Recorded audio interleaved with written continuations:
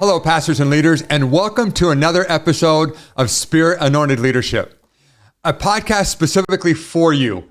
And our desire is to equip, encourage, and help you as you continue to build the kingdom of God and the mission that we're on together.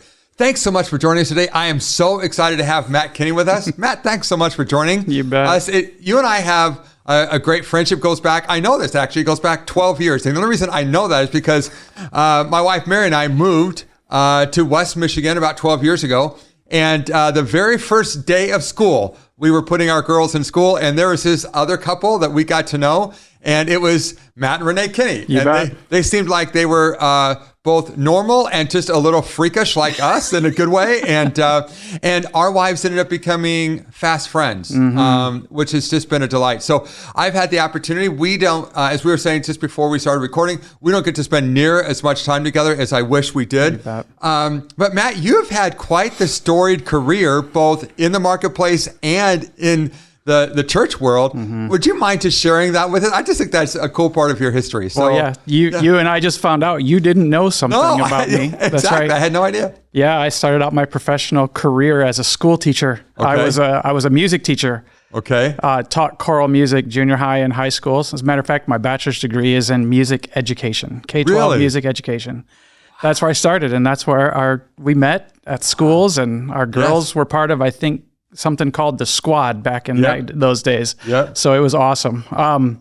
And I went from school teaching into ministry back in 1999, as a associate director of a kids ministry for a big church here in Grand Rapids. And let's go ahead. Let's go deeper in the pool. So you worked at Mars Hill. I did. You worked for Rob, and if I remember right, you were one of the early hires on at Mars Hill. It was during the first year.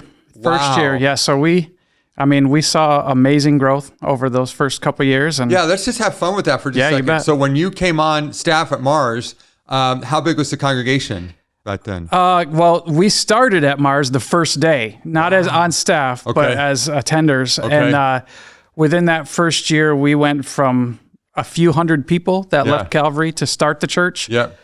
I think at the end of the first year, we were around 3,000. Wow. Maybe 3,000 in a year, and then it grew, continued, and you were on staff. Yeah, I jumped in kids ministry staff. We had, if I remember right, one day 85 kindergartners. Oh my and it was a crazy time. Wow. Crazy time. Wow. So I did that for about 4 years. I worked as the associate director of kids, had a great time, learned a ton. It was my first stint in ministry anywhere, church ministry anywhere. Learned a ton about working with volunteers, learned a ton about ministry in general. It was just it was an awesome time. Yeah. And then you didn't always stay in the role of children at Mars. Is that right? No. It was about 4 years.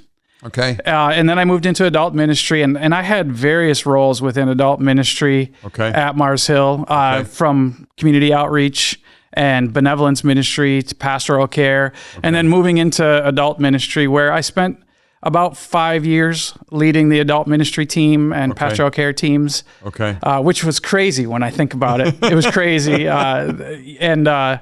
No seminary education, no ministry background. The fact that I found myself there, it was, when I look back sometimes, I think, wow, it's just amazing. But did that for about 5 years. I was overseeing adult ministry at Mars Hill. I call it the best and worst of times in ministry for me. I had a lot of really great moments with great people.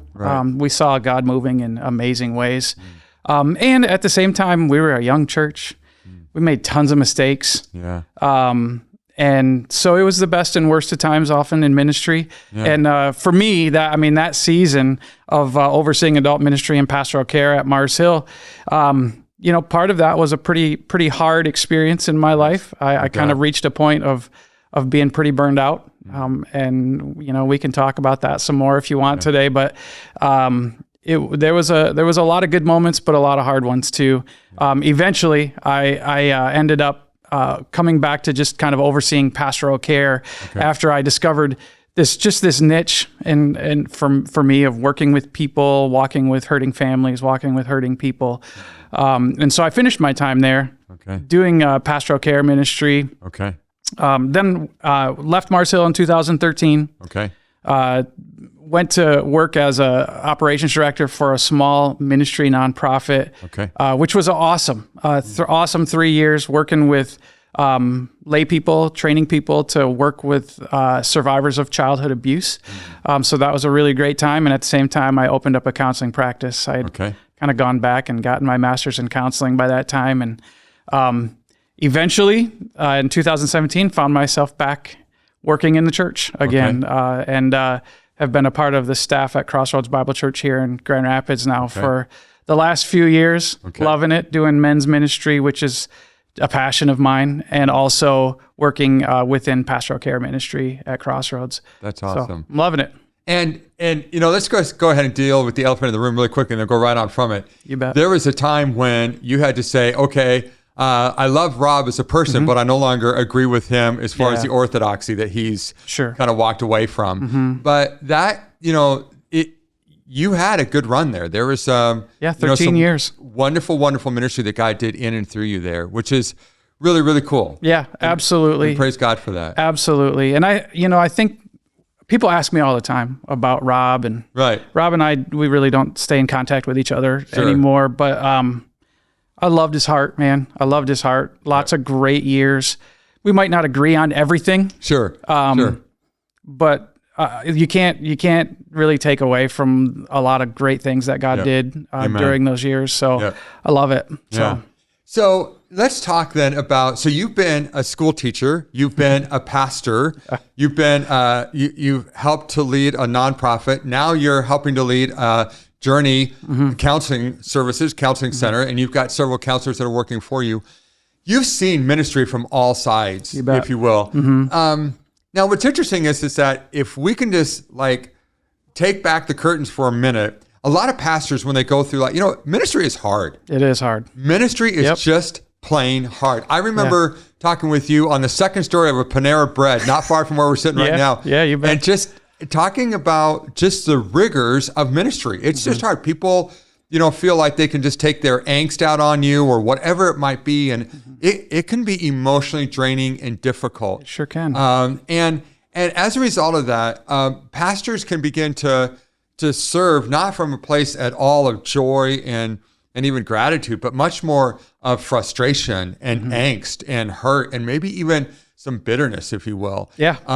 So talk to us about the importance of gratitude in a pastor's heart and trying to cultivate that, if you will. Now, how important do you think that is from your perspective? Oh, I think it's really important. I remember as a kid, my dad saying to me once, life is 90% attitude, when you step into things. And I think that phrase has kind of always stuck with me over the years, because I think whenever we step into whatever situation we're in, we bring that attitude with us, right? And and what is that? What's built into that attitude? So true. And I think in the area of gratitude, my mind automatically goes to some of the scriptures that talk about gratitude. Amen. And just going back to God's word, just having joy in all things, how do you do that? Sometimes things get really tough, and but I think we have the choice to make on what attitude we're going to bring into every situation. And so, I think it's one of those things when gratitude, having an attitude of gratitude helps to train my brain kind of in a certain direction, right? That's so good, and so as a pastor and as a therapist over the years, one of my favorite authors is James Wilder. He's a psychologist and author. And he talks a lot about having these, what he calls relational circuits in our brain. These circuits in our brain that kind of open us up to relationship with God, relationship with others. And he talks about the reality that nothing opens those relational circuits in our brain as much as expressing and receiving gratitude. Wow. So it's super important. And frankly, it's just a lot more enjoyable to be around people who are practicing gratitude. So it's important. Yeah. One of the things that would be true of, spirit anointed leaders is that they're not going through life with this sense of edge or bitterness or frustration, that there is a sense in which the Holy Spirit, where the Spirit of the Lord is, there is liberty, and there's a sense of joy. There's a sense that, the joy of the Lord is our strength, right? of course, this is Thanksgiving week. So here we are. We're all going to sit down on Thursday and eat too much of whatever it is that we like. And that's the thing. You bet. But way too many pastors can probably watch a horrible football game. Yeah, probably watch a horrible football game. Yeah. And no doubt about that. But too many pastors that I know try and fake it. In other words, they're going through the motions, and the fall ministry season they're right smack in the middle of it, and they're looking at Christmas still coming and all that's involved in that. And I just know a lot of pastors, unfortunately, are not walking through this season of their life with the spirit of gratitude. So can you talk to us? You mentioned a couple of things about the importance of gratitude and walking into those situations and things that can unlock that. But any other wisdom or advice that you could give us if I'm sitting here today and thinking, you know what, I'm really not looking forward to this week. I'm really not looking forward to Thanksgiving, not because the food's not going to be good. I just don't, I'm just not feeling it right now. Is there anything that you would give to us or maybe some wisdom or advice you'd give us, Matt, about how do we foster an attitude that is more grateful for the things that we have? Any wisdom or advice along those lines? Gosh, I think like so many things, it starts with the dailies. Okay. So like, are we daily like working through things in our times with the Lord, in our times in community with others, where we're focusing on gratefulness? And so even like I remember years ago, Renee, my wife, started this gratitude journal. Okay. As something that our family, whenever we had something as a family that we talked about, that like maybe something we went through or something we noticed that we were really grateful for, we just kind of wrote it down in this journal. Okay. Being able to write stuff down and go back during hard times and reflect on those things sometimes is such a good thing. And I always think like we have an enemy who has a vested interest in forgetting, right? Yes. In us forgetting those moments where God met us, or those things in our life that we're grateful for. Yes. And so, so I think it starts in the dailies, doing stuff like that.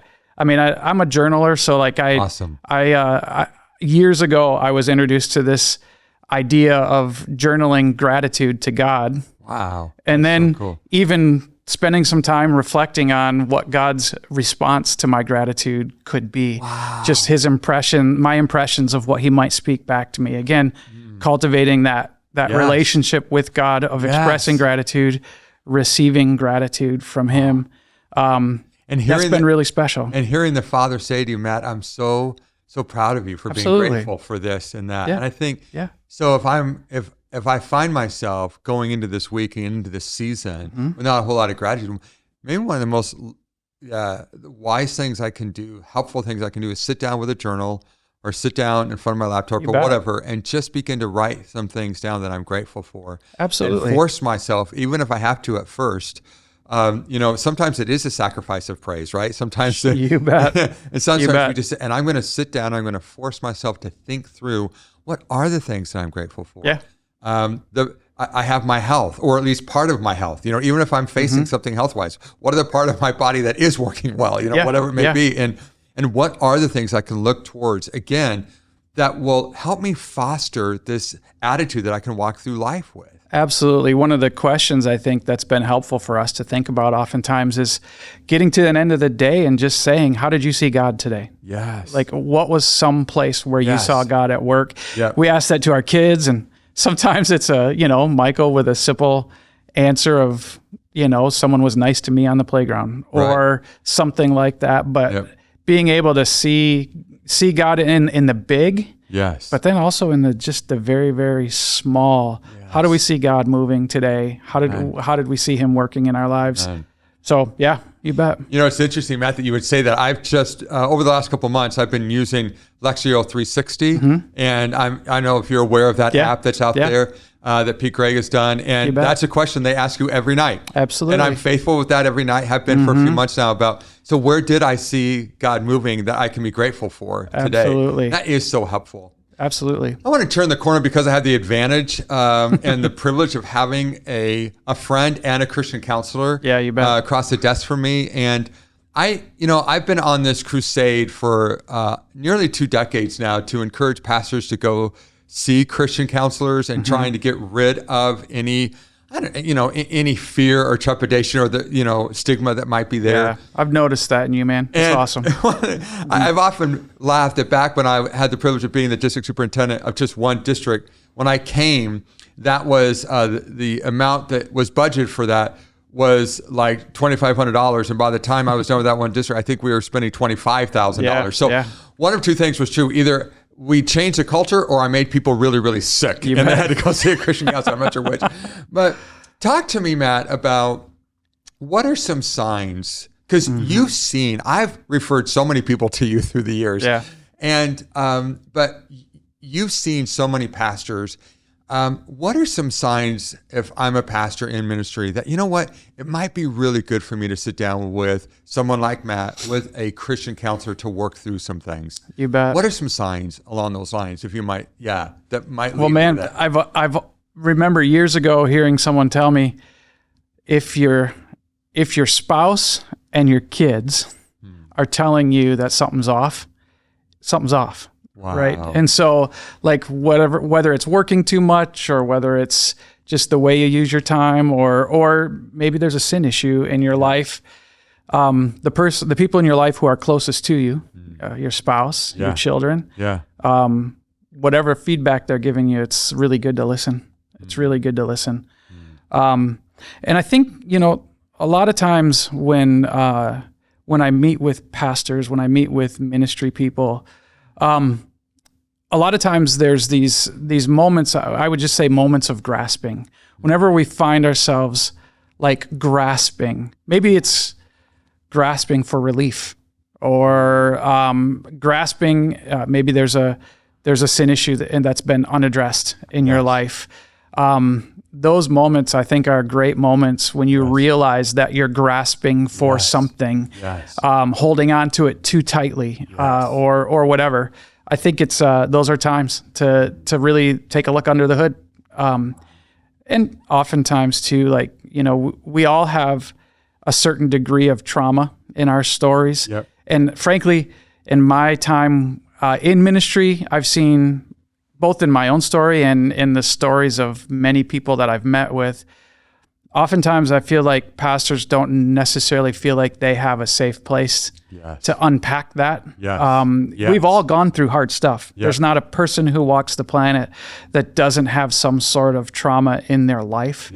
And so just honesty and community sometimes is hard when you're the leader. And so finding a place sometimes where you can think about those things more deeply, where you can talk about those things in an environment where you don't have to worry about who it gets back to or anything like that, can be extremely helpful. And I think, like, when, I know for me as a pastor, there were times early on where I would say that I struggled with almost like an identity crisis.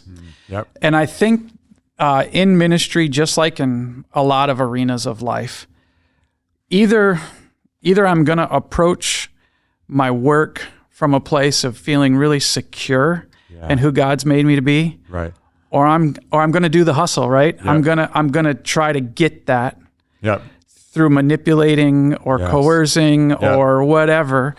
I'm going to try to get you to secure my world for me through my performance, through whatever, meeting your expectations. So true. And so I just think, man, when we find ourselves in those places where we're suffering from a bit of an identity crisis, maybe we're questioning our calling, we're just not approaching things from a place of being able to even address our brokenness in a healthy way. When we can't find those places, it's good for us to find somebody that we can connect with that can kind of help us walk through that. So, wow. Well, Matt, I just want to say thank you so much. What this proves is that I got to have you back, and we got to have another conversation. That's about a 5 podcast question. Yeah, exactly. But a good one. And pastors, I just want to be really vulnerable with you right now and just say, what Matt just said has been so true for all of us, certainly for me. I know my own insecurity runs in such a way that I want affirmation. I want people to tell me, hey, Chris, you did a good job. And it was really a spiritual director in my life that helped me see that. But then I've also been able to sit down with, some Christian counseling, these Christian counseling types of people or a Christian counselor and say, so how do I actually work through this? Mm-hmm. How do I actually, how do I get this place whole in my life? And so it's not sitting on empty all the time. Yeah, you bet. We all have those areas. And here's the thing, it can affect our ministry in a really negative way. It can be detrimental. So here's the deal. I am so grateful for you coming on and watching today or listening today to Spirit Anointed Leadership Podcast. But I've got a deep desire for you. I want you to go through life with a spirit of gratitude. I pray that you'll think about writing out a gratitude journal and think about, hey, what am I really grateful for during this season of my life? And give God praise and glory for that. Also, that you'll ask yourself the question, how am I really doing on the inside? How's it really going on the inside? And as you answer that question, if there are any areas where you just say, you know what? I think it might be helpful for me to sit down with a Christian counselor, please do that. We make Full Strength Network available to you so you can do that very thing. It's no cost to you once your church pays for you to have that service, which is hardly nothing. So would you please take advantage of that? So thanks again for joining us for this episode of Spirit Anointed Leadership. So grateful for you. Would you do me a favor and make sure that you subscribe to us wherever you're watching? Make sure you make comments there. That's super helpful for us. And please share it with your friends. Please share it. That's really, really helpful to get the word out. And hey, make sure that you continue to walk through life as a Spirit Anointed leader. I love you. I believe in you. Have a great rest of your week.